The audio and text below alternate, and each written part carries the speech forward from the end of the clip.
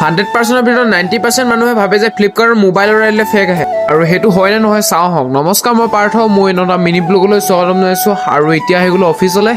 আৰু তোমালোকে যদি নতুনকৈ আহিছা নাজানা চাগে, মই 100 ডে চেলেঞ্জ লৈ আহিছোঁ আইফোন লোৱাৰ। আজি ডে 21 হয় আৰু মানে 21 নম্বৰ দিন হয় আজি। বাকী আৰু দুটা পাৰ্চেল আছিলে ভৰাই ল'বৰ কাৰণে, ভৰাই লোৱা হৈ গ'ল বেগটোত। আৰু এতিয়া ফাইনেলি পাই গ'লো সেই টাউনশ্বিপ। আৰু A1ত আছিলে ফাৰ্ষ্ট ফ্ল'ৰত আৰু এটা পাৰ্চেল আছিলে, পাৰ্চেলো দি লোৱা হৈ গ'ল। আৰু এতিয়া গৈছোঁ C112 আৰু ছেকেণ্ড ফ্ল'ৰত আছে।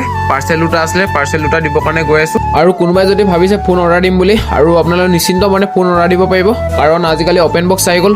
অপেন বক্স কৰি আপোনালোকক দেখুৱাই আহি পাই গ'লো CSF গেট। আৰু CSF গেটত দুটা পাৰ্চেল আছে আৰু পাৰ্চেল দুটা দি লওঁ। আৰু ফাৰ্ষ্ট পাৰ্চেলো দি লোৱা হৈ গ'ল আৰু এতিয়া ছেকেণ্ড পাৰ্চেলো দি ল'লোঁ। আৰু আজি সোনকালে পালোহি অফিচ। আৰু আজি বেছি পাৰ্চেল নাছিলে আৰু 68টা মান আছিলে। আৰু আজি পাৰ্চেল দিলোঁ 59টা। আৰু কিমান ইনকম কৰিলোঁ তোমালোকে জনাবা। আজিলৈ ইমানেই, নেক্সট ভিডিঅ' লগ পাই আছোঁ। Bye bye.